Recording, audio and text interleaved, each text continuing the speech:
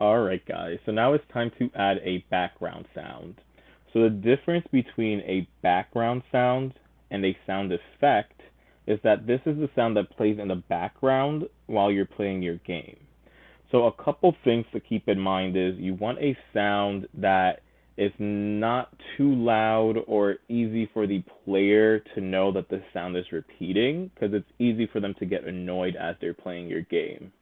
Another thing that you also have to pay attention to is the volume.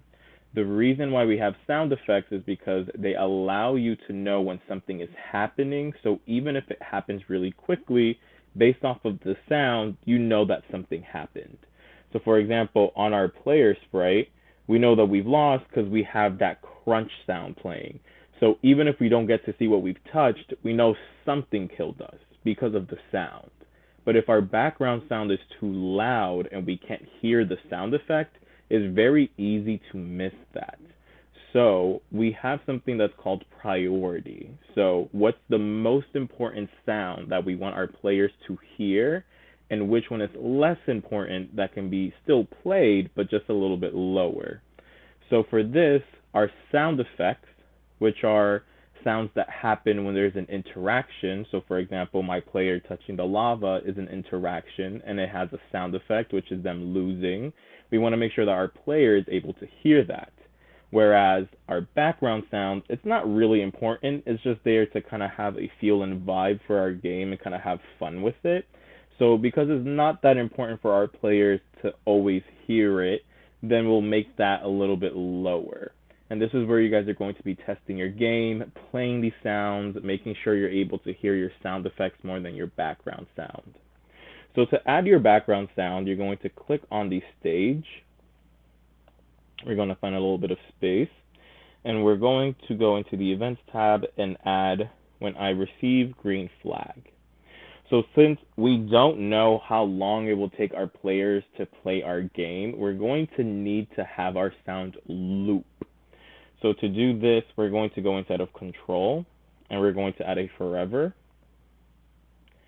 Once we've done that, we're going to go into Sound, and this time we're going to add a play sound until done.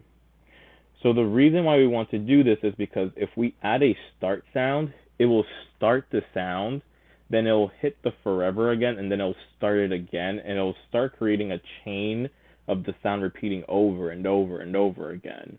Whereas the play sound until done, it's waiting until that sound is completely done before starting all over again. And if you want for it to have a little space between it starting up again, then you can go into Control, and you can just add a wait 1 second underneath it. So that way it'll play the sound until it's done. It's going to wait 1 second, and it's going to start right back up again. And this will continue happening until we need to tell it to stop. So the next thing that we're going to do is we're going to click on the Sound tab. We're going to click on Choose a Sound. And this time, again, we're going to go into Loops because that has the longest sound. So we know we're getting something that'll take a little while. I'm just going to go ahead and pick maybe this video game one. And I'm going to go back into code, and then I'm going to swap it.